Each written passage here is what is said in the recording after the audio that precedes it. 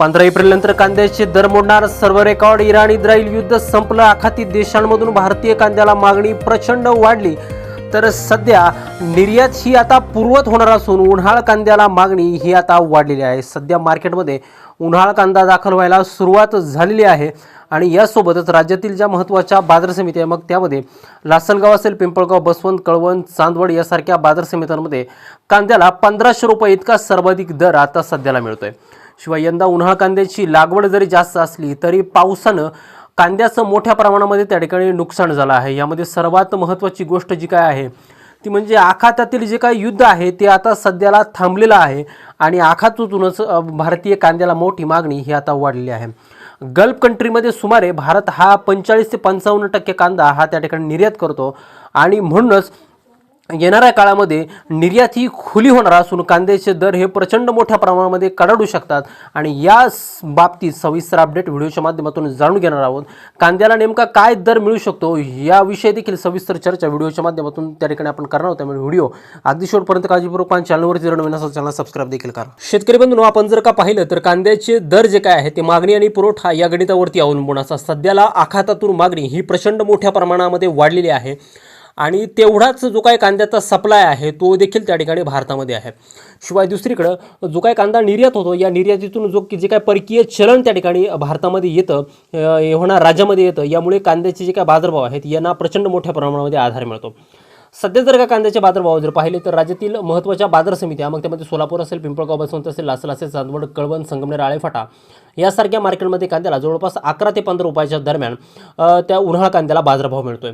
सध्या महत्त्वाची गोष्ट घडली अशी ती म्हणजे आखातामध्ये जे काही युद्ध चालू होतं इराण आणि इस्रायल याशिवाय अमेरिकेचं, या युद्धामध्ये आता शस्त्रसंधी त्या ठिकाणी झाली आहे आणि 20 दिवसासाठी हे जे काही युद्ध आहे हे आता त्या ठिकाणी संपवण्यात आलेलं आहे. दुसरीकडे आपण जर का बघितलं तर भारतामधून दरवर्षी त्या ठिकाणी आखातामध्ये 45 ते 55% एवढा जो काय कांदा आहे तो त्या ठिकाणी पाठवला जातो. जवळपास आखातातील देश सोडून भारत जवळपास 180 देशामध्ये कांद्याची निर्यात जी काय आहे ती करतो. त्यामध्ये मग गल्फ असेल किंवा वेस्ट एशिया सारखा प्रदेश असेल, या सर्व देशांमध्ये भारत हा कांदा त्या ठिकाणी एक्सपोर्ट करतो. मागच्या वर्षी देखील भारतानं जवळपास 12 लाख टन कांदा हा त्या ठिकाणी निर्यात केला होता. तर यामध्ये आखातातील जे काही देश बघितले जे युद्धामुळे प्रभावित झाले, मग त्याच्यामध्ये UAE असेल, सौदी अरेबिया असेल, कतार असेल, ओमान असेल, बहरीन असेल, यासारख्या देशांमध्ये भारत जर का बघितलं तर सर्वात जास्त कांदा हा UAE मध्ये पाठवतो. म्हणजे जवळपास 20 ते 25% कांदा हा UAE मध्ये जातो. त्या खालोखाल सौदी अरेबियामध्ये 10 ते 15% कांदा. याशिवाय आपण कुवेतमध्ये जर का बघितलं तर 3 ते 5% कांदा, ओमानमध्ये 6 ते 10%, कतारमध्ये 4 ते 7% आणि बहरीनमध्ये 2 ते 4% एवढा जो काही भारतीय कांदा आहे हा त्या ठिकाणी निर्यात होत असतो. याशिवाय गल्फ देश सोडून बाकीचे जे काही देश आहे मग त्यामध्ये त्या ठिकाणी प्रामुख्याने बांगलादेश असेल तर बांगलादेशला भारत 15 ते 20% कांदा निर्यात हा करत असतो. मलेशियाला 5 ते 8% आणि श्रीलंकेला 5 ते 60% कांदा हा त्या ठिकाणी पाठवत असतो. आता झाले असं त्या ठिकाणी युद्ध बंद झाल्यामुळे आता निर्यात ही त्या ठिकाणी खुली होणार आहे आणि यामुळेच या देशामधून प्रचंड मोठ्या प्रमाणात मागणी वाढलेली आहे आणि म्हणून कांद्याचे दर हे त्या ठिकाणी कडाडतील. आता दुसरी गोष्ट, कांद्याचे दर वाढण्यापाठीमागचं लाल जो काय कांदा होता तो लाल कांदा आता मार्केटमध्ये संपलेला आहे, जवळपास संपतच आला आहे आणि उन्हाळ कांद्याची जी काय आवक आहे ती आता त्या ठिकाणी बाजारामध्ये सुरू झालेली आहे.